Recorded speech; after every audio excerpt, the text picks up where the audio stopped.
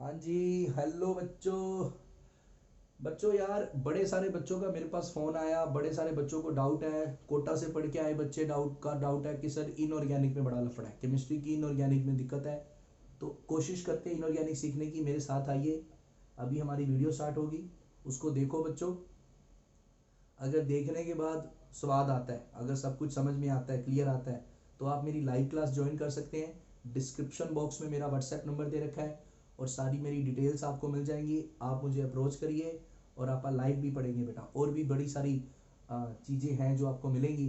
पहले आप ये क्लास देखो, देखो कुछ मिल रहा है इसमें, आपको कुछ फ़ायदा मिल रहा है, तब हम बात करेंगे। ओके प्यारे, बड़ी इजी है केमिस्ट्री, बड़ी अरे मज़ेदार ट्रिक सिखाएंगे आपको। ओके बेटा, स्टार्ट हो रही है वीडियो। Take care. हम कंटिन्यूएशन करते हैं, continuation of reactions of ammonia. हम रिएक्शंस अमोनिया को पढ़ रहे थे। आपकी वीडियो नहीं दिख रही मुझे। बाकी सबको प्रॉब्लम आ रही है? नहीं सर, दिख रही है। हाँ, आप रीजॉइन कर लो जिसको नहीं दिख रही। मैं वेट कर लेता हूँ, 10 सेकंड का वेट करता हूँ। आगे देखो बच्चों, देखो क्या होता है।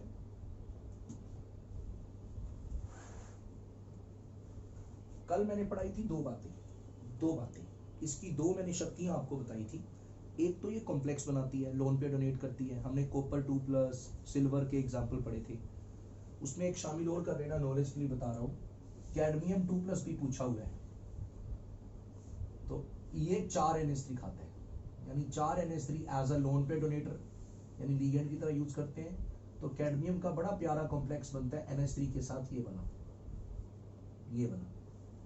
कॉम्प्लेक्स को ऐसे ब्रैकेट में लिखना है, +2 पूरे पे आ जाएगा, Cl बाहर पड़ा रहेगा, जो भी आयन होगा बाहर पड़ा होगा। ये कल हमने पढ़ा था कि ये लोन पे डोनेट करके कॉम्प्लेक्स बनाते हैं। ये बच्चे इतना लेट आते हैं यार, इसकी बात है इनकी, पहले आना चाहिए था। और फिर मैंने दूसरी शक्ति इसकी बताई थी कि ये पीपीटी भी बनाता है।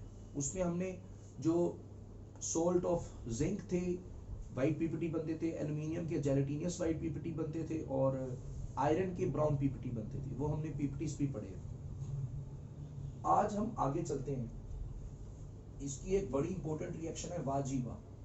ये टीचर पूछते होते हैं, वाजीवा reaction of ammonia with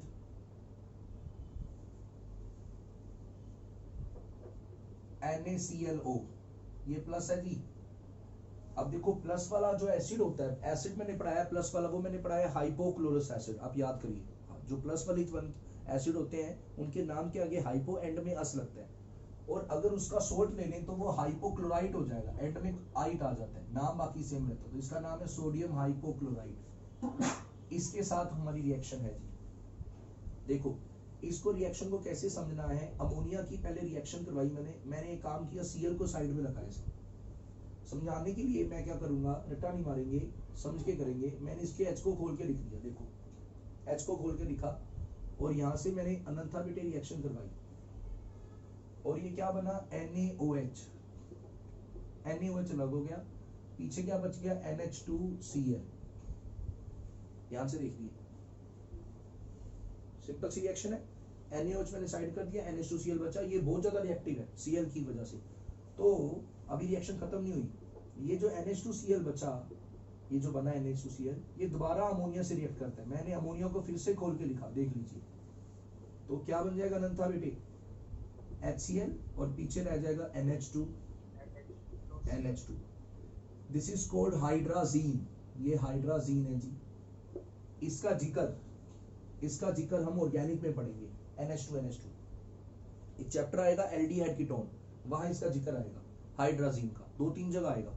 hydrazine से हाइड्राजोन बनने की बात आएगी, अच्छी बातें बड़ी इसकी, वो हम वहां करेंगे। तो मैं अगर नेट रिएक्शन बनाऊं इसकी, तो अमोनिया के 2 मोल यूज हुए। देखो, एक यहां हुआ, एक यहां हुआ। ठीक है जी। सोडियम हाइपोक्लोराइट,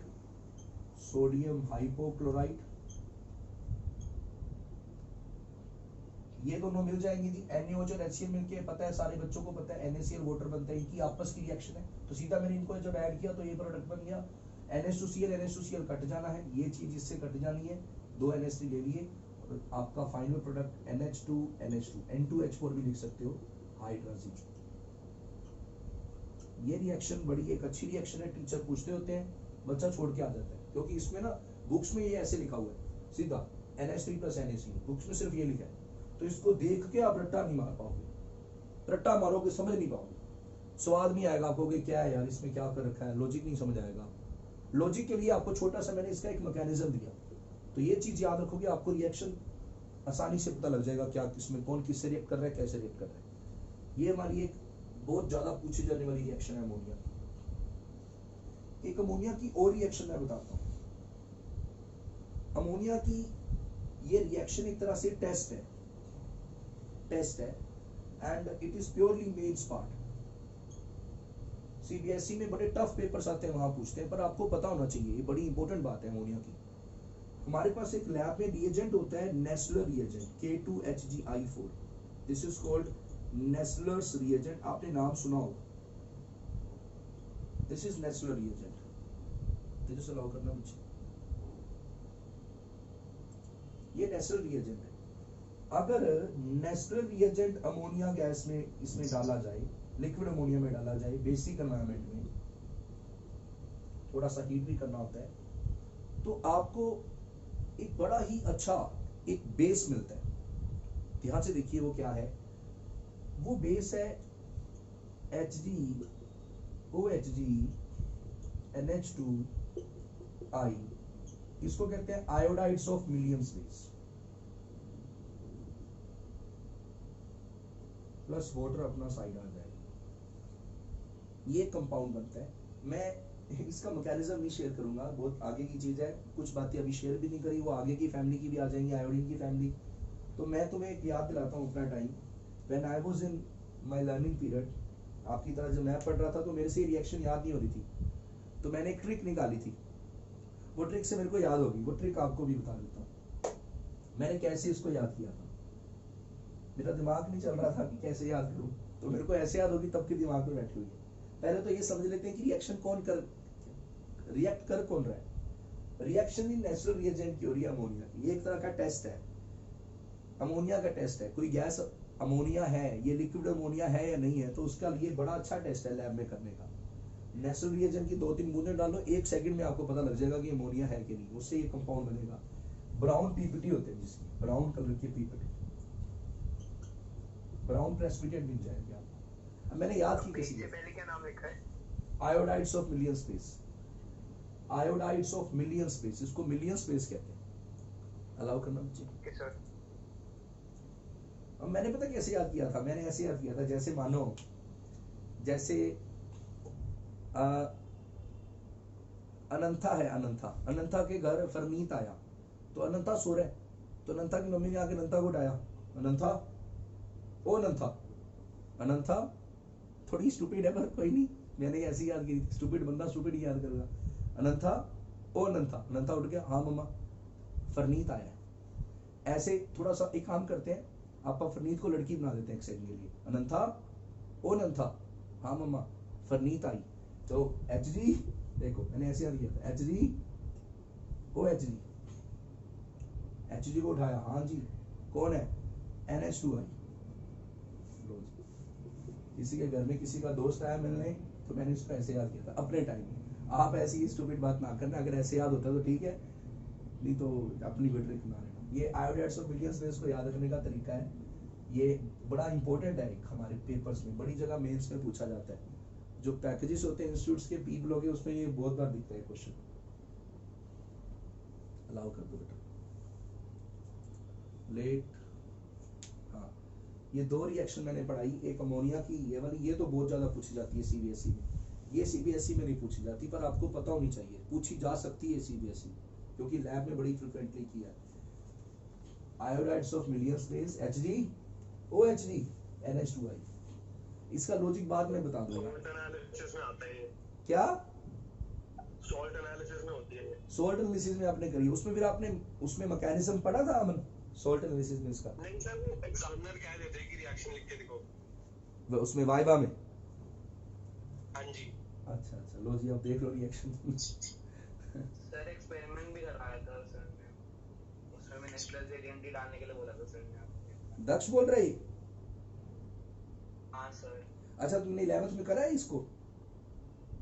हाँ सर सॉल्ट एनालिसिस में यूज किया है सर। उसमें मतलब हमारे टीचर ने तो यही कहा था कि नेस्प्लस एजेंट डाल के चेक कर लेना, लेकिन नीलम मैम चिढ़ गई थी कि सब में नेस्प्लस एजेंट क्यों डाल रहे हो।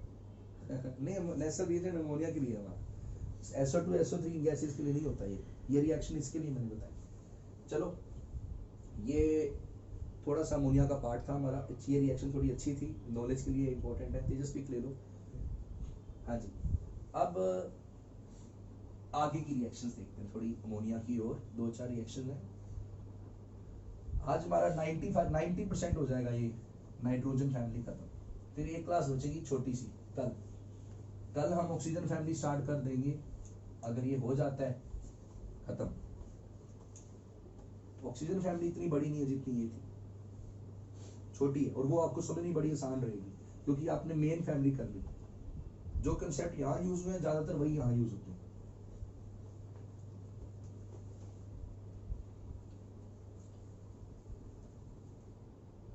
चलो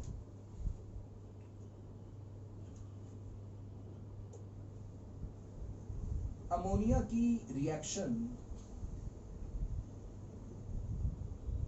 Cl2 के साथ भी होती है, Br2 के साथ भी होती है, I2 के साथ भी होती है। ये जो 3 रिएक्शंस हैं, ये जो 3 रिएजेंट्स हैं, ये बेसिकली हैलोजेंस हैं। तो इनकी जो रिएक्शन बेसिकली ये हैलोजेंस में भी आएंगी। डिटेल वहां बताऊंगा मैं अच्छे से। अभी बस मैं फॉर्मेलिटी कर रहा हूँ कि नोट्स में लिखना है, नहीं बाद में हम पूरी हैलोजन फैमिली पढ़ेंगे तब इनकी रिएक्शन डिटेल में आएगी, तब हमें पता लगेगा कि ऐसा क्यों है। अभी बस मैं आपके नोट्स में लिख रहा हूँ। NH3Cl2 से 2 वेज में रिएक्ट करता है, 2 वेज में। कैसे? एक केस में Cl2 एक्सेस में होएगा, एक केस में NH3 एक्सेस में होएगा। डिट्टो यही चीज ब्रोमीन के साथ होगी। अब देखो, अगर Cl2 एक्सेस में है तो जितने भी H हैं सारे के सारे सब्स्टिट्यूट हो जाएंगे, जैसे आप ऑर्गेनिक में सब्स्टिट्यूशन करते थे। सारे के सारे HCl से सब्स्टिट्यूट हो जाएंगे और H बचे हुए Cl के साथ HCl बन जाएगा। सिंपल सी रिएक्शन, ये तो समझ में भी आ जाएगी।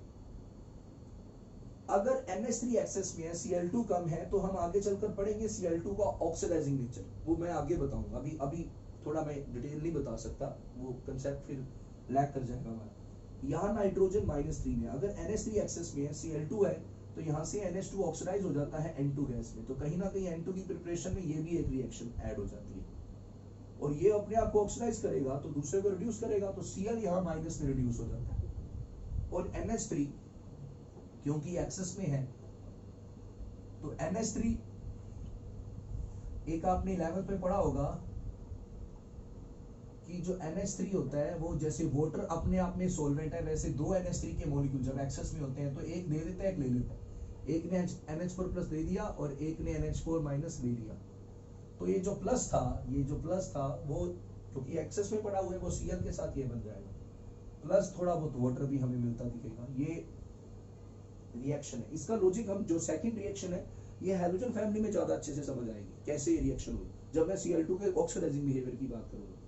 अभी आप इसको ऐसे समझ सकते हो, ये ऑक्सीडाइजिंग एजेंट है। आगे जो सर बताएंगे, -30 में ऑक्सीडाइज हो गया, खुद ये नलाइक रिड्यूस हो गया, और क्योंकि वो ऑटो प्रोटोलिसिस होता है अमोनिया का NH4+ के साथ, तो वो NH4 इसके साथ अटैच हो जाएगा इलेक्ट्रोस्टैटिकली। सेम रिएक्शन जो है बिल्कुल वो ब्रोमीन के साथ भी की जाती है। डिट्टो रिएक्शन ब्रोमीन के साथ है। आयोडीन के लिए एक नॉलेज की बात बताता हूं। अमोनिया आयोडीन के साथ एक्सेस में ये कॉम्प्लेक्स बनाता है .NH जो हाईली अनस्टेबल होता है। ये एक अनस्टेबल कंपाउंड है। ये जो एक्सप्लोसिव्स होते हैं, टेररिस्ट लोग इसको यूज करते हैं बहुत जगह। ये अनस्टेबल होता है, इसको थोड़ा सा भी किसी भी सरफेस के साथ रब कर दिया जाए, बस इसमें थोड़ी सी भी रगड़ आ जाए, तो ये बड़ी जल्दी एक्सप्लोड करता है, बहुत ज्यादा एक्सप्लोड करता है, बहुत इस एक्सप्लोजन से बहुत ज्यादा हीट रिलीज होती है। सो ये जो कॉम्प्लेक्स है, ये एक बड़ा ज्यादा इंपॉर्टेंट एक एक्सप्लोसिव है। नाइट्रोजन के कंपाउंड, नाइट्रोजन के बहुत ज्यादा कंपाउंड एक्सप्लोसिव्स में यूज होते हैं, हम आगे चलकर पढ़ेंगे। हम आगे ऑर्गेनिक में RDX के बारे में पढ़ेंगे कि RDX कैसे बनता है। प्रैक्टिकल नहीं है उसका, बस थियोरेटिकल है। हम ऑर्गेनिक में थोड़ा सा पढ़ेंगे।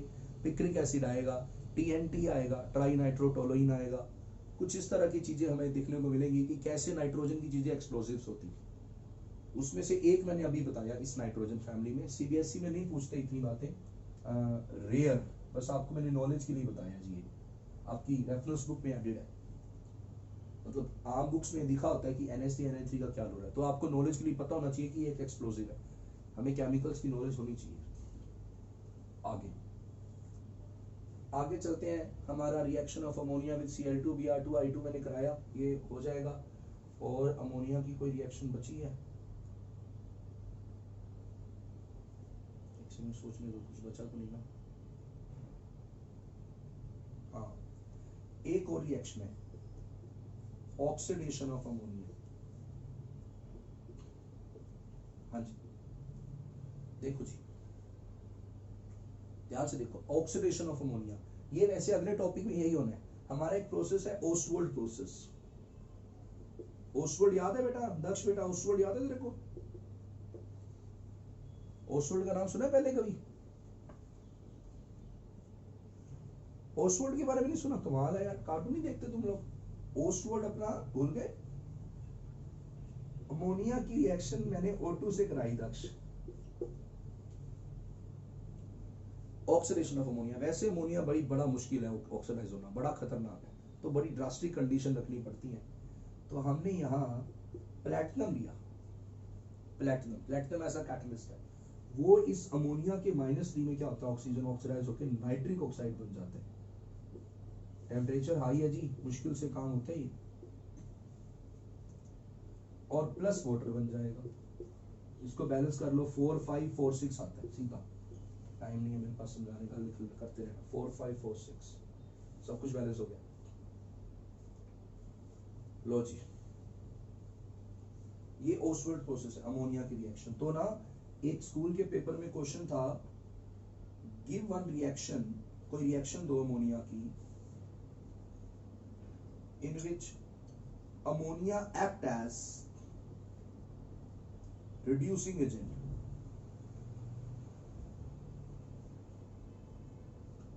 एंड इटसेल्फ गेट ऑक्सीडाइज, खुद ऑक्सीडाइज हो जाए, दूसरे को रिड्यूस करे। तो एक तो ये रही अमोनिया, इसमें खुद ऑक्सीडाइज हो रहा है, देख लो जी, सॉरी यहाँ ऑक्सीडाइज हो रहा है और इसको रिड्यूस कर रहा है।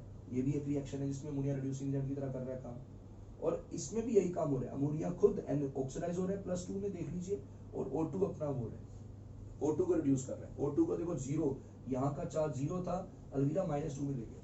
सिंपल रिएक्शन, कुछ नहीं है, NH3 ऑक्सीडाइज हो गया, नाइट्रिक ऑक्साइड। अच्छा, तुम्हें इसके बारे में एक नॉलेज, एक फैक्ट बताता हूँ। ये जो नाइट्रिक ऑक्साइड है, ये एक नॉलेज की बात बताता हूँ, ये बहुत ज्यादा हार्मफुल है। नाइट्रिक ऑक्साइड बहुत ज्यादा हार्मफुल है, बहुत ज्यादा टॉक्सिक है, हमारे लिए बहुत ज्यादा खतरनाक है, क्योंकि भाई ये रिएक्टिव होता है, ये अपने इस अनपेड इलेक्ट्रॉन की वजह से बहुत ज्यादा रिएक्टिव है। लेकिन फिर भी इसके रिएक्टिविटी होने के बावजूद बड़ी ट्रेस अमाउंट में ये हमारी नर्व्स में होता है, हमारी ब्लड्स में होता है। ये बीपी कंट्रोल करने में बहुत ज्यादा हेल्पफुल होता है, हमारी ब्लड वेसल्स को इस तरह ये उनकी डिफॉर्मेशन करता है कि हमारा बीपी कंट्रोल हो जाता है, रिलैक्सेशन कर देता है मसल्स में, NO की वजह से। NO हमारे बायोलॉजिकल सिस्टम में पाया जाता है, हमारी बॉडी में बड़ी ट्रेस अमाउंट में। ये हालांकि रिएक्टिव है पर हमारे अंदर मौजूद है। बड़ा कुछ आगे हम पढ़ेंगे जो हमारे बॉडी में ऑलरेडी है, जो अपना काम कर रहा है।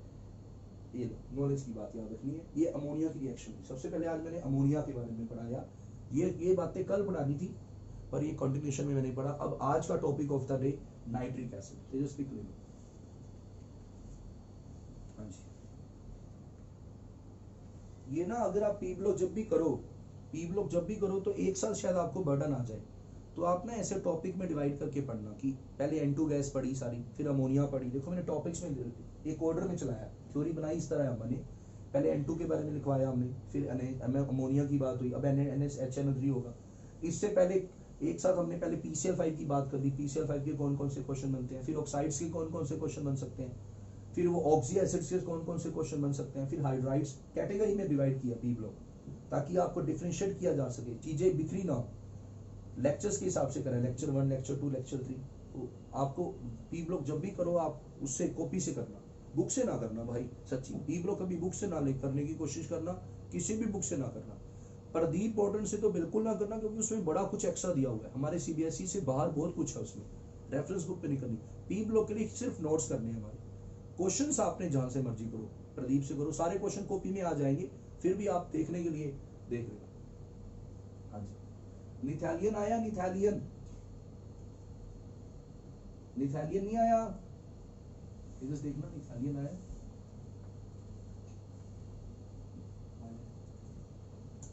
फर्नांडो आया, देखो मिथाइलियन, फर्नांडो, एल्विस, फर्नांडो नहीं आया, उसकी मैथ्स क्लास होगी।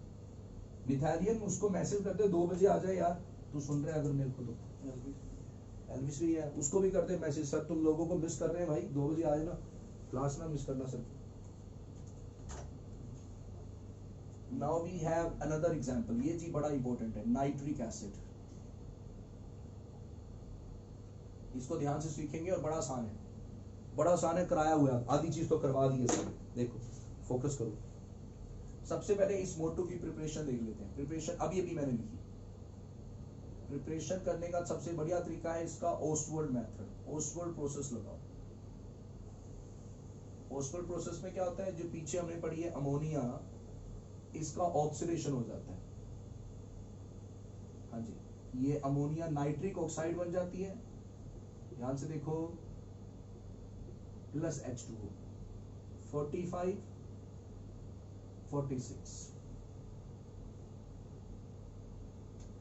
NO बहुत ज्यादा रिएक्टिव है, ये ऑक्सीजन के साथ इसकी ऑक्सीडेशन हो जाती है, और रिदिमा बेटे ये बन जाएगा NO2 ब्राउन। इसका जिक्र मैंने पहले किया, NO becomes brown in air when NO becomes brown when released in air, oxidation हो जाती है NO2 में, नाइट्रोजन डाइऑक्साइड। और NO2 अगर वाटर से रिएक्ट करे, तो मैंने इसकी रिएक्शन पहले पढ़ाई है, इससे बनता है HNO3 plus HNO2 nitrous oxide, दो एसिड्स बनते हैं दोनों, याद करिए।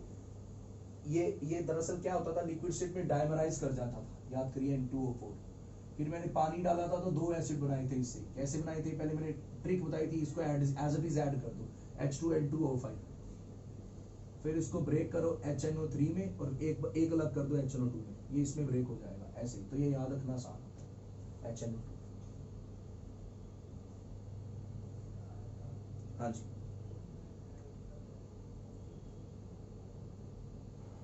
This is the reaction, this is the preparation of NO2। अब ना थोड़ा सा मैं यहाँ पे ठीक करूँ कुछ, एक मिनट अलाउ कर दूं, एक सेकंड। हाँ जी बच्चों, थोड़ा सा ध्यान रखना है, अमोनिया की ऑक्सीडेशन करी, HNO3 बन गया, नाइट्रिक एसिड बन गया, ठीक है। यहाँ ना NO2 की जब हाइड्रोलिसिस करवाई है, तो हमें यहाँ NCERT में NO मेंशन किया हुआ, नाइट्रिक ऑक्साइड, नाइट्रिक ऑक्साइड। अब बनता तो वही है वैसे, HNO2 NH HNO3, मैंने बड़ी जगह इसको वेरीफाई किया है। और ये NO का लॉजिक ये क्या है, दो चीजें 2 बार कैसे बन गया, इसको एक बार फिलहाल आप ध्यान में रखना कि NCERT लैंग्वेज ये है। मैं अगली क्लास तक इसका कोई लॉजिक आपको बता दूंगा कि NO क्यों लिखा है NCERT में। मेरे जो नॉलेज कहती है, मेरे हिसाब से मेरा ज्ञान कहता है कि HNO2 HNO3 आना चाहिए, नाइट्रस एसिड आना चाहिए।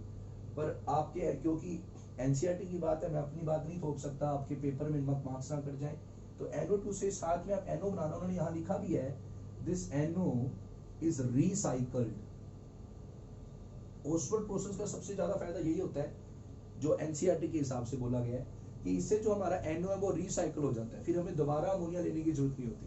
ये NO बनता रहता है, जैसे HNO3 बनेगा, तो ये रिएक्शन बार बार करने की जरूरत नहीं होती, बस NO को बाद में आप रिसाइकल करते रहते हैं। It is recycled to obtain HNO3। मैं थोड़ा सा इस पे विचार करूंगा, मैंने अभी इस पे ज्यादा सोचा नहीं, दिमाग नहीं लगाया कि क्यों ऐसा NO होगा। कोई सोच दिया किसी ने तो बता देना कि ऐसा इसलिए हो सकता है, शेयर कर लेना मेरे से। ये +4 था, ये +5 है, अपने आप को इसने ऑक्सीडाइज किया और अपने आप को रिड्यूस किया, तो डिस्प्रोपोर्शनेशन कैसे कर सकते हैं NO2, इस पे थोड़ा सा मैं विचार बाद में करूंगा, बाद में करने अभी आप एक बार कर लेते हैं, ठीक है जी। ये HNO3 है। अब HNO3 के बारे में कुछ छोटी छोटी बातें, फिर मैं बढ़िया बातें बताऊंगा। HNO3 जो होता है, लैब में आपने देखा है नाइट्रिक एसिड, वो आपको येलो कलर का दिखता है। ये येलो कलर कैसे आ जाता है? येलो कलर का रीजन क्या है, वाई इट अपीयर्स येलो, तो उसका रीजन ये है कि HNO3 जब लाइट इसके ऊपर आके पड़ती है, सनलाइट, तो सनलाइट में जो रेडिएशंस है आपको पता है, विजिबल रेडिएशंस है, इंफ्रारेड है, अल्ट्रावायलेट तो रुक जाती है ज्यादातर, ज्यादा केसेस में। तो जो सनलाइट की रेडिएशंस हैं उनके पास एनर्जी है, वो इसका फोटोकेमिकल डिकम्पोजिशन कर देती है, इसको तोड़ देती है। जो सनलाइट के फोटॉन्स होते हैं वो इसको तोड़ देते हैं और तोड़ के इसमें से NO2 गैस रिलीज करवाते हैं, थोड़ी बहुत, और उसकी कंसंट्रेशन मतलब इस NO2 के रिलीज होने की वजह से, इस सारे रिएक्शंस की वजह से कहीं ना कहीं ये येलो दिखने लग जाता है, ड्यू टू अबव रिएक्शन, इस रिएक्शन की वजह से it appears yellow in colour. जो फोटोन आके स्ट्राइक करते हैं उनका एनर्जी पैरामीटर इस तरह होता है कि वो येलो रीजन दिखाएगा आपको कलर का। तो HNO3 का कलर किस वजह से आता है, इसकी वजह से आता है, इस रिएक्शन की वजह से। ये भी एक क्वेश्चन है HNO3 के बारे में। HNO3 की प्रिपरेशन आज तक अब क्लास में मैंने आपसे नाइट्रिक एसिड की प्रिपरेशन बात करी, अमोनिया कैसे ऑक्सीडाइज हुआ, उससे NO2 कैसे बना, मेरे ख्याल से 2 बनने चाहिए थे पर देखते हैं NO क्यों बनता है, और HNO3 का कलर होता है बिकॉज उसमें इस प्रकार का लाइट डिकम्पोजिशन होता है, फोटोकेमिकल डिकम्पोजिशन। ना वो चीजें जो हम ऑलरेडी कर चुके हैं इसके बारे में, इसकी रिएक्शंस पे करना बेटा।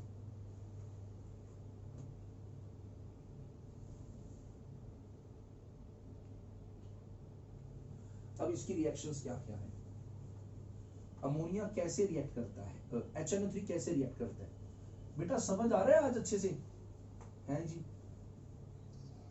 बच्चों? फीडबैक नहीं आ रहा आपका आज किसी का, आवाज ही नहीं आ रही, समझ नहीं आ रहा किसी को, मेरे पास आवाज क्यों नहीं आ रही, बोलना, देखना बीच में व्हाट्सएप कॉल तो नहीं आया किसी का। रिएक्शंस ऑफ HNO3 हमने करना है, पेपर में बहुत पूछते हैं रिएक्शंस ऑफ HNO3। हाँ जी, हमारे पास जो HNO3 है, आगे, हाँ जी बच्चों मैं सिखा रहा हूं HNO3 एक बहुत ही अच्छा ऑक्सीडाइजिंग एजेंट है, इसका जिक्र पहले भी किया है, ये बड़ा ही अच्छा ऑक्सीडाइजिंग एजेंट है। इसकी 4 किस्में पाई जाती हैं, कौन कौन सी, concentrated, dilute, very dilute, cold dilute. हमारे कोर्स में हम सिर्फ कोल्ड, कंसंट्रेटेड और डाइल्यूट की बात करेंगे, एक्स्ट्रा में नहीं जाएंगे। अगर कंसंट्रेटेड HNO3 है तो वो हमेशा रिड्यूस होके ब्राउन कलर NO2 में जाएगा, हमेशा इसमें जाना है। डाइल्यूट के 2 केस बन जाते हैं, 2 केस। अगर एंड वाली मेटल्स हैं, छापा वाली, कॉपर, सिल्वर, मरकरी, उसमें ये जाता है रिड्यूस होके NO में। दक्ष समझ आ रहा है? Yes sir. और अगर बीच वाली मेटल्स हैं, जिंक, आयरन, टिन, ये सब हैं, तो ये रिड्यूस होके जाते हैं N2O में बस। इसमें भी प्लैटिनम और गोल्ड से रिएक्ट नहीं करेगा, वो तो बहुत ज्यादा इनर्ट मेटल्स हैं। अब इसकी रिएक्शन देखो बड़ा आसान है। टीचर आपको बोलेगा कंसंट्रेटेड HNO3 प्लस कॉपर, लो जी एंड वाली मेटल है, एंड इसमें तो कोई चक्कर ही नहीं है, कंसंट्रेटेड हमेशा NO2 में जाएगा, और जो साथ वाली चीज है उसको ऑक्सीडाइज कर देगा, कॉपर और नाइट्रेट प्लस वाटर बनेगा, बैलेंस करोगे तो। हाँ जी, ऊर्जा बेटी डाइल्यूट HNO3 की अगर रिएक्शन करी सर ने, डाइल्यूट में क्या होगा, डाइल्यूट में NO बनेगा, एंड वालों के लिए छापा, जो कॉपर था वो एंड में आता है रिएक्टिविटी स्टेज में, कॉपर ऑक्सीडाइज हो जाएगा, कॉपर नाइट्रेट प्लस वाटर, बाकी सब सेम।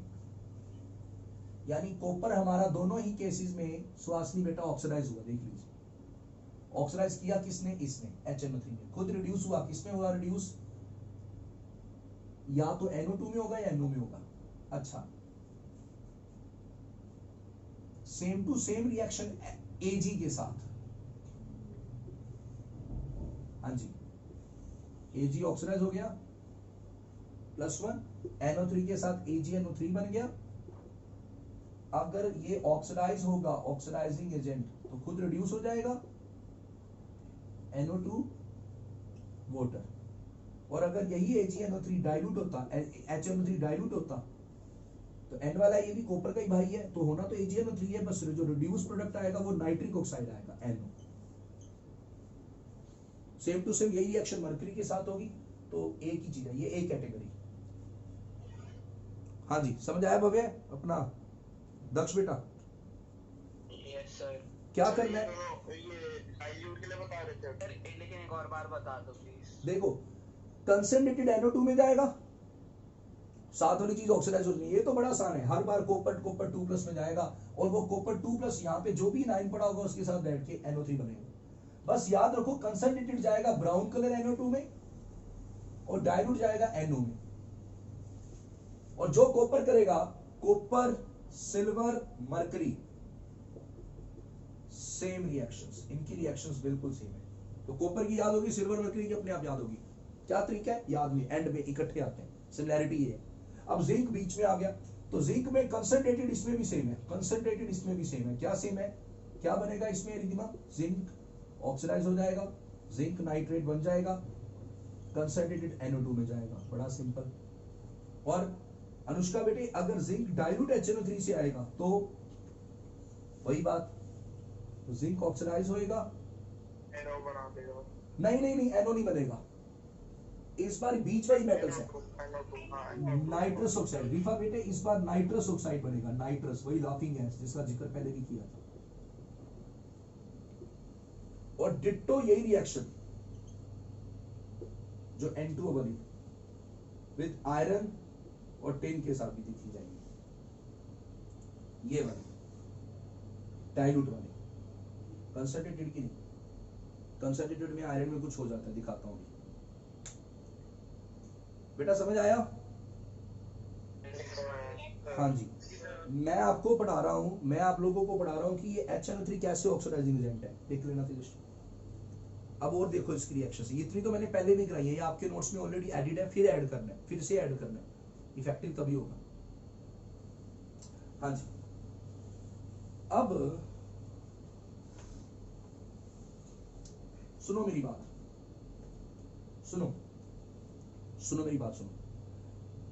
कोई भी नॉन मेटल अगर है, मेरी बात सुनो, कोई भी अगर नॉन मेटल है, नॉन मेटल कौन कौन सी नॉन मेटल? वो जो टॉप वाली है, पीरियोडिक टेबल के राइट में जो ऊपर ऊपर है, सारी नॉन मेटल्स कह सकते हो, सल्फर, आयोडीन, कार्बन, ब्रोमीन, ये सारी नॉन मेटल्स हैं।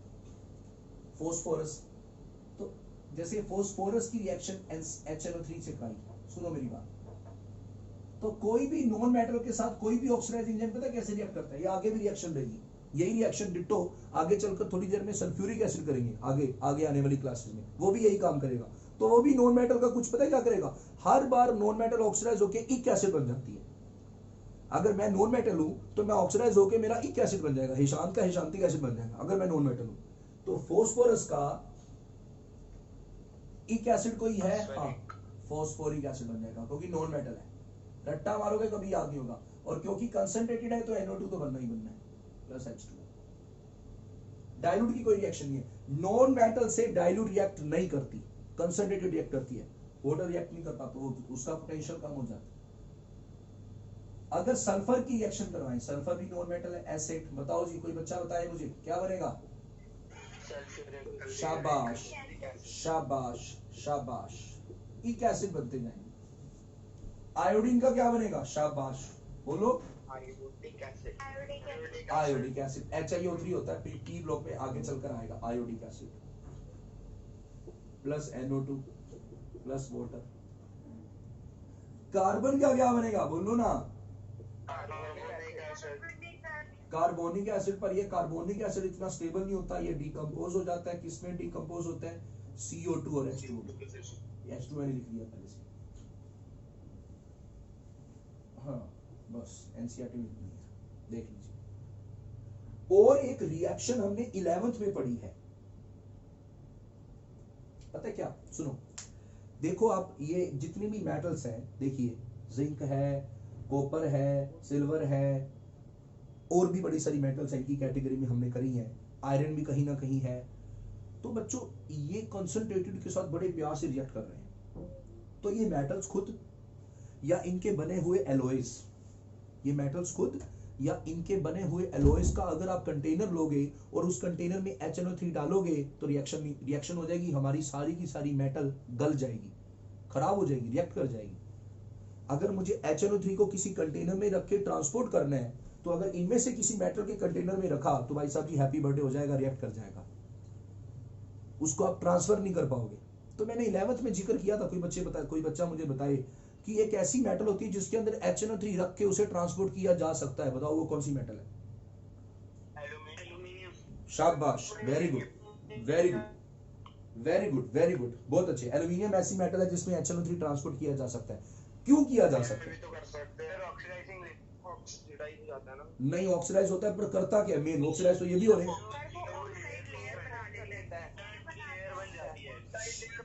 शाबाश शाबाश शाबाश, बहुत अच्छे वेरी गुड। आप लोगों को याद है, मेरे को उम्मीद नहीं थी कि याद होगा। एल्यूमिनियम मेटल इनकी तरह ही है, रिएक्ट वो भी करती है। कंसंट्रेटेड HNO3 के साथ एल्यूमिनियम ऑक्सीडाइज होता है, ये ऑक्सीडाइजिंग एजेंट है, ऑक्सीडाइज होगा, लेकिन वो इनकी तरह नाइट्रेट नहीं बनता। एल्यूमिनियम नाइट्रेट स्टेबल नहीं होता।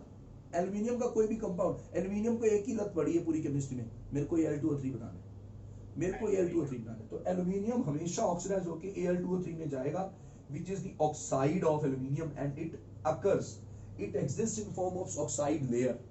So what's going to happen? This HNO3 get reduced to NO2 and water as usual, because उसमें जाएगा HNO2 में. Now what's gonna this Al2O3 do? ये क्या करने वाला है?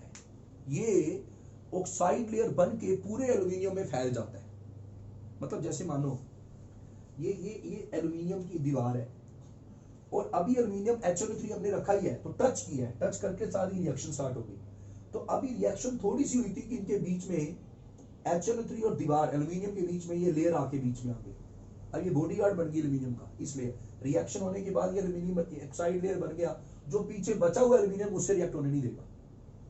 यानी HNO3 खुद ही अपने पैर पे कुल्हाड़ी मार लेगा, एल्यूमिनियम से रिएक्ट करके खुद के लिए एक बॉडीगार्ड अपने एक्शन को फिर रोक लेगा। इसे कहते हैं ऑक्साइड लेयर।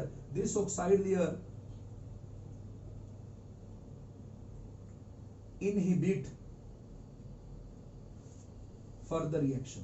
तो अलवीरा बेटे रिएक्शंस आगे नहीं होगी। इसे कहते हैं एल्यूमिनियम बिकम्स पैसिव। इसे कहते हैं पैसिव होना, पैसिव विद HNO3। पैसिव मतलब इनर्ट हो गया। वैसे एल्यूमिनियम बड़ी रिएक्टिव मेटल है, पर ये रिएक्टिव इनर्ट क्यों हो गया? इस ऑक्साइड लेयर की वजह से। तो अगर ट्रांसपोर्टेशन करना है, transportation aluminium container is done in aluminium container का। और डिट्टो यही सेम अप्लाइज टू, इसका एक भाई और है, पता है कौन है? क्रोमियम में भी यही देखा गया। क्रोमियम में भी ऐसा ही होता है। कहीं ना कहीं थोड़ा बहुत आयरन में भी देखा गया, क्योंकि आयरन में Fe2O3 बन जाता है। आयरन को भी आप इसी कैटेगरी में रख सकते हो। क्रोमियम और आयरन इस कैटेगरी में आते हैं, जो अपनी ऑक्साइड लेयर बना के, जैसे एल्यूमिनियम ने अपने आप को बचा लिया, फर्दर रिएक्शन होने नहीं दी, वैसे क्रोमियम में Cr2O3 की लेयर बन जाती है, Fe में Fa2O3 की लेयर बन जाती है, एल्यूमिनियम में Al2O3 की लेयर बन जाती है। These are the reactions of HNO3, जो बड़ी इंपॉर्टेंट है। समझ आया?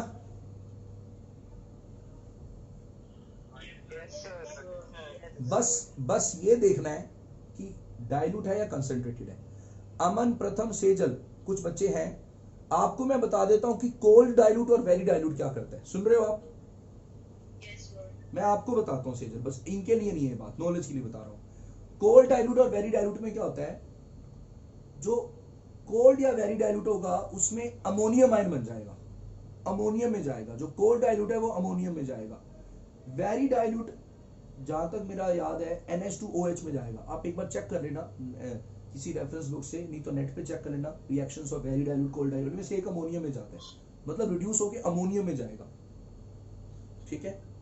या मेरे पास तेजस वो के.एस. वर्मा की बुक पढ़ी अपने पास, देखो कहीं इधर उधर पढ़ी होगी।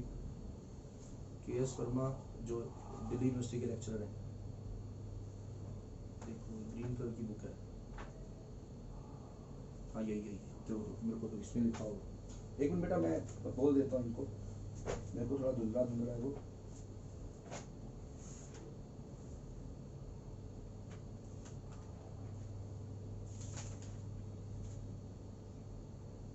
हाँ जी, वेरी डाइल्यूट में जाता है अमोनियम में और कोल्ड डाइल्यूट में जाता है hydroxyl amine NH2OH। Hydroxyl amine सुना है ना, हाइड्रोक्सल अमाइन सेजल ऑर्गेनिक में अपन ने पढ़ा था, जिसमें ऑक्साइन बनता था एल्डिहाइड कीटोन में। हाँ ये वो है, यानी वेरी डाइल्यूट जाएगा अमोनियम में और कोल्ड डाइल्यूट ठंडा कर दोगे तो वो हाइड्रोक्सल अमाइन में। और ये जो वेरी डाइल्यूट की रिएक्शन है ये सिर्फ जिंक, आयरन और टिन के साथ होती है, और जो कोल्ड डाइल्यूट है ये सिर्फ मैग्नीशियम और Mn से रिएक्ट करता है। बस ये दो, ये आपके बाकी CBSE के लिए नहीं है, ये नोट्स में ऐड नहीं करा रहा, बस आपको नॉलेज के लिए बताया, ठीक है। बाकी आप रिसर्च करके खुद ऐड कर लेना अपनी नॉलेज में, ये पिक कर लो। अब आखिरी चीज नाइट्रिक एसिड के बारे में। नाइट्रिक एसिड के बारे में वो चीज जो बहुत ज्यादा इंपॉर्टेंट है, बहुत ज्यादा इंपॉर्टेंट है नाइट्रिक एसिड के बारे में। दो चीजें हैं, दोनों बहुत ज्यादा इंपॉर्टेंट है।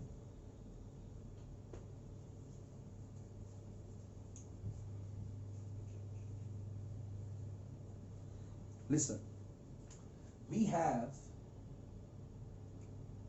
एक्वारेजिया, इसका जिक्र कनिष्क ने करा था। ये बड़ा ही कमाल का कंपाउंड है। दिस इज कॉल्ड हेकड़ी तोड़िंग कंपाउंड। दिस इज हेकड़ी तोड़िंग कंपाउंड। किसकी हेकड़ी? प्लैटिनम और गोल्ड की। ये कहते हैं भाई हम किसी से रिएक्ट नहीं करते, ये अपना इनर्टनेस अब अलग ही दुनिया में रहते हैं। तो अगर ये रिएक्ट नहीं करेंगे तो भाई इनके कंपाउंड कैसे बनेंगे? गोल्ड के कंपाउंड कैसे बनेंगे? प्लैटिनम के कंपाउंड कैसे बनेंगे? इनके कॉम्प्लेक्सेस कैसे बनेंगे? इनकी केमिस्ट्री कैसे चलेगी? तो ये कहता सर मेरी जिम्मेवारी लो, मैं इनको बताता हूँ, इनसे मैं रिएक्ट करके दिखाता हूँ। क्या है HNO3 एक्वारेजिया? ये नाइट्रिक एसिड से बना है, पर अकेला नाइट्रिक एसिड नहीं है, HCl भी है इन 1:3 रेशो। इनकी रेशो ये है, यानी इसका 1 पार्ट जब है तो इसका 3 पार्ट है। हाँ जी, अब ये जो एक्वारेजिया है HNO3 प्लस 3HCl, मैं मोल्स वाइज कह रहा हूं ये, तो ये रिएक्ट करेंगे तो इनसे पहले एक बड़ा स्टेबल कंपाउंड बनता है नाइट्रोसिल क्लोराइड। नाइट्रोसिल क्लोराइड, इसमें नाइट्रोसिल यानी ये +1 पूरा प्लस है, NO2 NO पूरा प्लस है और Cl माइनस है, प्लस 2H2O और 2 Cl। These are nascent chlorine। ओए होए होए, बस ये सच्ची, ये हिला के रख देगा सारा कुछ। नेशनल क्लोरीन बहुत ज्यादा रिएक्टिव, क्योंकि बहुत ज्यादा एनर्जी होती है उस क्लोरीन की, जो बहुत ज्यादा एनर्जेटिक होता है, एनर्जी वाइज एक्साइटेड स्टेट में होते हैं क्लोरीन बहुत ज्यादा अपनी एनर्जी वाइज, तो बहुत ज्यादा रिएक्टिव होंगे। तो गोल्ड हो, प्लैटिनम हो, जो मर्जी आ जाए मैदान में, ये भाई साहब हैप्पी बर्थडे कर देते हैं। तो 3 क्लोरीन नेसेंट गोल्ड के साथ रिएक्ट करके AuCl3 बनाते हैं सबसे पहले। प्लैटिनम के साथ यही रिएक्शन ऐसे हो जाती है, आमतौर पे रिएक्ट नहीं करते, लेकिन नेसेंट क्लोरीन अपनी हाई एक्साइटेड स्टेट में एनर्जी की वजह से प्लैटिनम और गोल्ड से रिएक्ट करता है। और एक बार AuCl3 में चला गया, बस अब छोड़ दो, अब आजा भाई आजा, अब तेरा काम खत्म, अब हम अपने आप संभाल लेंगे। अब सिंपल, अब इसके अंदर HCl डाल दो, तो Cl माइनस गोल्ड का सैचुरेशन 4 का होता है। ये म्यूट रखो यार अपना ऑडियो प्लीज, ऑडियो अभी करते हैं अमन डाउट डिस्कस करते। हाँ जी, Cl आ जाएगा और एक H+ बाहर आ जाएगा। इसको कहते हैं टेट्रा क्लोराइडो ओरिक एसिड। गोल्ड पे 3 का चार्ज है, तो रोमन्स में ऑक्सीडेशन, ये जो नेम है ना, ये आगे कोऑर्डिनेशन में आएगा, जब कोऑर्डिनेशन पढ़ेंगे तो आएगा। PTCl4 एक बार बन जाए बस फिर हमारा काम शुरू। ये मैक्सिमम 6 बॉन्ड बना सकता है, 6 लोन पे ले सकता है टोटल। 4 इसके पास बॉन्ड बने हुए हैं, तो 2 लोन पे और दे दिए, तो जितने लोन पे लेगा उतने माइनस का चार्ज आ जाएगा। 4 थे, 2 ले लिए, -2 का चार्ज, तो इसका नाम है हेक्साक्लोराइडो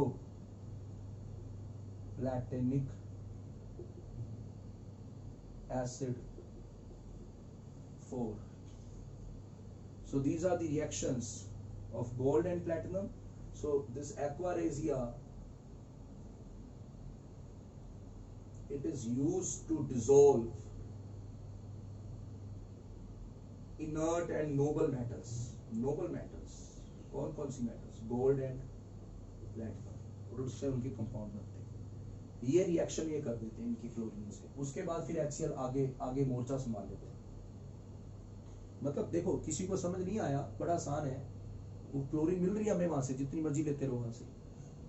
Cl गोल्ड के साथ AuCl3 PtCl4। उसके बाद ये समझ लो बेटा, हम कोऑर्डिनेशन चैप्टर में करेंगे आगे कि गोल्ड जो है ये 4 बॉन्ड बना सकता है मैक्सिमम। ऑर्बिटल खाली इसके पास 4 होते हैं, आगे आएगा। 3 हमने बना दिए, तो एक और ले लेगा। और सुनो, मैं जितने, अब आप यहां से चार्ज निकालो, ये +3 था, सॉरी, यहाँ से चार्ज निकालो, कितना आया? नेट चार्ज कितना है? देखो 3 और -1, सिंपल देखो, सीधा दिख रहा है। तो एक H+ बाहर आ गया। यहाँ पे चार्ज निकालो, -2, देखो नेट करो, ये +4 है, ये -6 है, -2 बाहर, 2 H+ आ गए। अमन आप कोई डाउट पूछ रहे थे? अमन बेटा आप कोई डाउट पूछ रहे थे? हो गया। वैसे प्रथम शर्मा है यहाँ, प्रथम शर्मा इस मैच में नहीं आया। अच्छा, सेजल, आपके हिसाब से इसका नाम क्या होना चाहिए था? वैसे सेजल कोऑर्डिनेशन में नाम करा आपने ना, तो सर क्या करते थे बेटा? पहले नाम कटायन का करते थे, है ना, याद है? Yes sir. जैसे मान लो यहाँ सोडियम होता तो आप करते थे सोडियम हेक्साक्लोराइडो, फिर देखते थे पूरे पे चार्ज माइनस है तो प्लैटिनेट, है ना? क्यों अमन, ये बात समझ आई अमन? ऐसे ही करते थे। पर वो जो थ्योरी है बच्चों, ये आप सबके लिए बात नहीं भाई, ये 2-3 बच्चों इनके लिए बात कर रहा हूँ, क्योंकि इनको वो चीज पढ़ाई हुई है मैंने आगे की। अमन भाई, वो जो नेम है ना कोऑर्डिनेशन के, जो आप पढ़े हो, आप कोऑर्डिनेशन में नेमिंग पढ़े हो, वो इसके लिए नहीं होती, एसिड के लिए नहीं होती। एसिड में सीधा लिगेंड से स्टार्ट करना होता है, भाड़ में जाएगा टाइम कौन सा, क्योंकि एसिड लिख दिया तो समझ वो H+ है, हेक्साक्लोराइडो, और जो मेटल है उसके एंड में हमेशा इक एसिड आएगा, हेक्साक्लोराइडो प्लैटिनिक एसिड है, टेट्राक्लोराइडो ओरिक एसिड। समझ आया? इनका आयुपेक स्पेशल एक है। चलो, हाँ जी, CBSE वालों, आप जितने बच्चे हो दूसरों, आप लोगों को एक्वा रेजिया नाम की चीज पता लगी? मुझे बताओ, कंफर्म करो। रीफा बेटा समझ आया? अब सबसे इंपॉर्टेंट तेजस्वी लो, गलती होगी मेरे से, एक मिनट पिक ली नहीं थी, वहां नहीं थी। It is used to dissolve noble and inert metals, gold and platinum, 1:3, इसका 1 पार्ट, इसका 3 पार्ट। अब लो जी,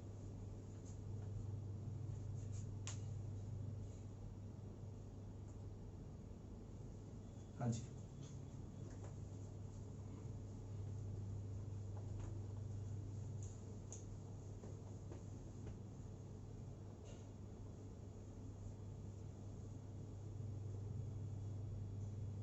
बेटा मैं एक सेकंड में आया, 1 minute.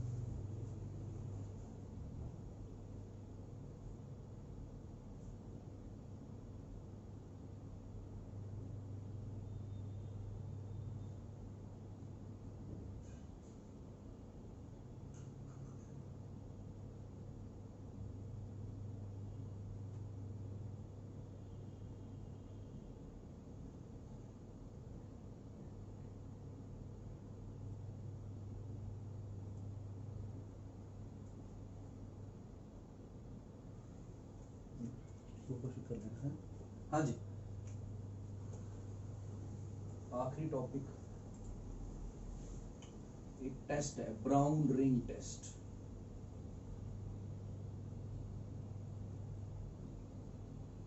Of presence of NO3-। आज की क्लास का आखिरी टॉपिक है जी। इसके बाद की चीजें नया टॉपिक स्टार्ट हो जाएगा, वो कल करेंगे, बीच में नहीं करना स्टार्ट। लास्ट चीज है, आसान है बड़ा, ये सब आप सब ने लैब में करा है भाई दक्ष? इसमें कटारिया ब्राउन रिंग्स बनती हैं जंक्शन पे, देखा होगा। तो क्या होता है, मान लो टीचर ने मुझे सॉल्ट दिया, टीचर ने सॉल्ट दिया NaNO3, मुझे नहीं पता वो NaNO3 है, सोडियम नाइट्रेट है, मुझे नहीं पता, मुझे उसके अंदर अनायन निकालना है, मुझे नहीं पता उसके अंदर NO3 है, मुझे शक है कि NO3 हो सकता है। तो मैंने क्या किया, मैंने Fe2+ FeSO4 का एक फ्रेशली प्रिपेयर्ड सॉल्यूशन लिया। फ्रेशली प्रिपेयर क्यों करना है भाई? पढ़ा हुआ ले लो, पढ़ा होगा लैब में, पढ़ा होता है जी, तो पढ़ा हुआ ले लो, वो क्यों नहीं लिया? फ्रेशली प्रिपेयर क्यों किया? क्योंकि आयरन बड़ा डीट है, ये ऑक्सीडाइज हो जाता है कभी ना कभी, तो Fe3+ में मिलेगा आपको, इसलिए फ्रेशली प्रिपेयर्ड लो। कहीं Fe3+ वाला नहीं चाहिए, हमें Fe2+ वाला चाहिए, बिल्कुल प्योर। तो FeSO4 से Fe2+ आएगा, नाइट्रेट आयन वहां है। और एसिडिक एनवायरनमेंट देने के लिए हम वॉल्स के साइड से कंसंट्रेटेड H2SO4 ऐड करते हैं। सुन रहे हो आप? करा है ना ये? तो इस एनवायरनमेंट में हमें पता है ये ऑक्सीडाइजिंग एजेंट है, ये खुद रिड्यूस हो जाएगा, और ये पानी के अंदर रिएक्शन होती है एक्वस फेज में, तो ये NO में जाएगा, डाइल्यूट में है, नाइट्रेट आयन यहाँ डाइल्यूट में है, और Fe2+ को वो ऑक्सीडाइज कर देगा फेरिक में। अब NO आ गया, सुनो मेरी बात, अब जो NO एक Fe2+ की रिएक्शन से बना, ये Fe2+ जो एक्वस, सारा रिएक्ट नहीं किया Fe ने, ये बस पहली साइकिल में ये NO रिलीज करना था हमें। अब जो NO रिलीज हुआ, वो जो हमने FeSO4 बनाया था बच्चों, एक्वस फ्रेशली प्रिपेयर्ड पानी के अंदर, वो दरअसल लिखा ऐसे है, एक्चुअली में पता कैसे होता है FeSO4? इसको वाटर ने घेरा होता है, छह वाटर ऐसे, ये होता है FeSO4 का solution. Fe surrounded by 6 water molecules, मतलब you see Fe as a hydrated sphere, इसमें ऐसे मिलेगा, मतलब इसी को ही हम Fe2+ लिख देते हैं, एक्वस, ये जो ऊपर रिएक्ट किया ये यही है। तो अभी आपके पास बचा हुआ Fe2+, Fe2+ में 6 वाटर है, पूरे पे कॉम्प्लेक्स है, +2 का चार्ज है, तो ये जो नाइट्रिक ऑक्साइड रिलीज हुआ, ये एक को सब्स्टिट्यूट कर देता है, एक वाटर को, क्योंकि बड़ा स्ट्रॉन्ग लिगेंड है जी, बड़ा पावरफुल है। हमारे जो डोनेशन होती है, ये बड़ा अच्छा एक लोन पे डोनेटिंग ग्रुप है, वाटर से बहुत ज्यादा अच्छा है, वाटर बड़ा वीक माना जाता है। तो ये ध्यान से सुनना, ध्यान से सेजल बेटा, Yes, sir. एक वाटर रिप्लेस हो जाता है NO से। सेजल देखो, एक वाटर रिप्लेस हो गया NO से, वो वाटर पानी में जाके मिल गया। अब यहाँ पे ये काम तो सबको पता है, इतनी कोई दिक्कत नहीं, ये काम आपको एनसीईआरटी भी सिखा देगी, सेम टू सेम डिट्टो चीज एनसीईआरटी में लिखी है। मैं आपको बताऊं इसका कलर ब्राउन कैसे आया। Fe2+ का कलर ब्राउन नहीं होता, Fe2+ का कलर ब्राउन नहीं है। ब्राउन कैसे आया? ब्राउन पता कैसे आया? ये जो NO है, आप याद करिए पिछली क्लासेस में मैंने इसको अनपेड एक इलेक्ट्रॉन दिखाया था, यहाँ इसका एक अनपेड इलेक्ट्रॉन दिखाया था, रिकॉल करिए, जिसकी वजह से डायमराइजेशन कर देता था। तो इसका जो अनपेड इलेक्ट्रॉन है एक, ये Fe2+ पे चला जाता है, यहाँ ये एक इलेक्ट्रॉन जा रहा है, इसे कहते हैं चार्ज ट्रांसफर स्पेक्ट्रोस्कोपी। ये केमिस्ट्री में एक स्पेशल हेडिंग है इसकी, फ्रॉम NO टू Fe2+। ये अपना एक इलेक्ट्रॉन इसको दे देते हैं, and it gets converted into, अगर ये एक इलेक्ट्रॉन ले लेगा, so you will see Fe as +1 not +2। +2 वाली चीज इलेक्ट्रॉन ले लेगी तो +1 बन जाएगी। वाटर वही तमाशा देख रहे हैं सारा, वाटर के 5 मॉलिक्यूल्स तमाशा देख रहे हैं, और जो हमारा नाइट्रोसिल था वो नाइट्रोसोनियम बन गया +1 उस पे, क्योंकि इसने इलेक्ट्रॉन दे दिया ना। तो नेट चार्ज कितना आएगा, नेट चार्ज +2 कैसे हुआ है, +1 इसका है दोस्तों और +1 इसका है। दुनिया ये सोचती है, जब आपने लैब में 11th में करा था शायद आप भी यही सोचते होगे कि iron is in +2 state. No, it is not in +2 state. It is the unique compound of iron where you will see iron in +1 oxidation state। इसका नेम हम आगे पढ़ेंगे, ये नेम जो मैं लिख रहा हूं पेंटा एक्वा, ये आगे कोऑर्डिनेशन चैप्टर में इनकी नेम आगे आना है, अभी बस मैं लिख रहा हूं नोट्स के लिए। पेंटा एक्वा नाइट्रोसिल लिख सकते हो आप, कोई चक्कर नहीं है। आयरन 1, ये 1 है, ये बताना ये आयरन 1 ऑक्सीडेशन स्टेट में। ये नेम पे मत जाना, अभी नेम अगले चैप्टर में पूरा एक हमारा लेक्चर ही आयुपैक के नोमेनक्लेचर पे होगा। मेन आपकी नॉलेज के लिए मैं बता रहा था कि आयरन यहाँ दोबारा होगा आयुपैक का नोमेनक्लेचर की क्लास।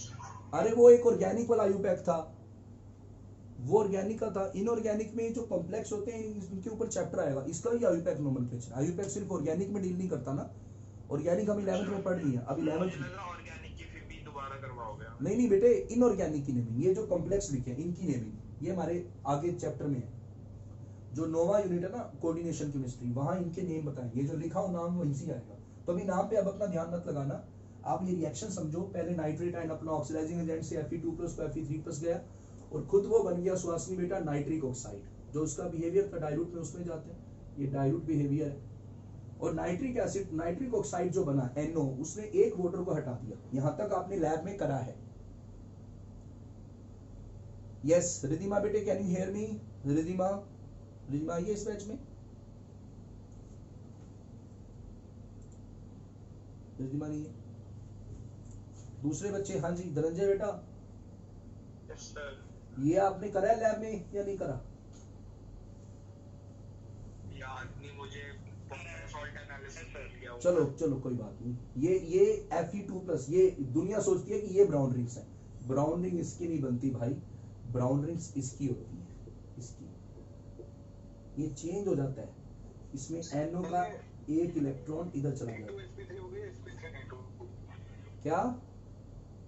sp3d2 हो गया, d2sp3 sp3d2 वाटर है d2sp3 भी तो हो सकते हैं। नहीं, इसमें कैसे होएगा? पेयरिंग कर ही नहीं पाएगा वाटर,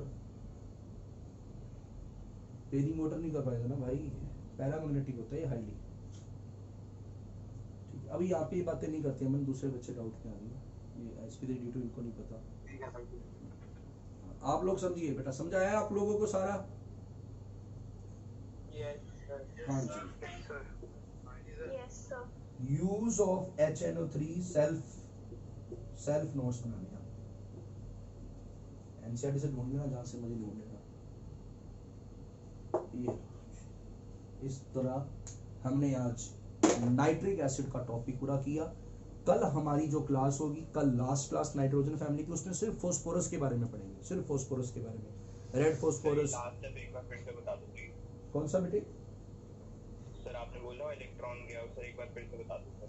हाँ अकुल, ये NO जब अपन ने पढ़ा था ना पिछली क्लास में, तो बेटा NO में मैंने एक अनपेड इलेक्ट्रॉन दिखाया था, याद करो।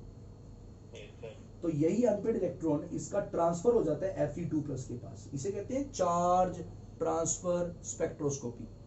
इसकी डिटेल स्टडी नहीं मैं बता सकता, ये बहुत आगे की चीज है, हम ऑनर्स में पढ़ा करते थे इसकी स्पेक्ट्रोस्कोपी, 3rd ईयर में पढ़ी थी मैंने। बस एक वर्ड है, इस इलेक्ट्रॉन की वजह से जो Fe2+ है, अगर इलेक्ट्रॉन ले लेगा, इसने खा गया इलेक्ट्रॉन, तो इसका चार्ज एक कम हो जाएगा, ये +1 हो गया। और भाई मेरे इसने एक इलेक्ट्रॉन दिया तो ये +1, इसका +1, क्योंकि इसने दिया तो इस पे +1, और इसने लिया तो इस पे एक चार्ज कम हो गया, +2 का +1, तो टोटल चार्ज कितना हुआ? +2। यानी ये जो +2 है वो आयरन के +2 की वजह से नहीं है, आयरन का तो +1 है, +1 इसका है। और जो ब्राउन रिंग्स आती है वो ये आती है, ब्राउन रिंग टेस्ट। आपसे पेपर में टीचर बस ये रिएक्शंस पूछेगा 2, तो आप कर दोगे तो बहुत अच्छी बात है। ठीक है सर, थैंक यू सर। तो आप लोगों का अच्छा टेस्ट रखा हुआ है हमने ना, बैटरीज और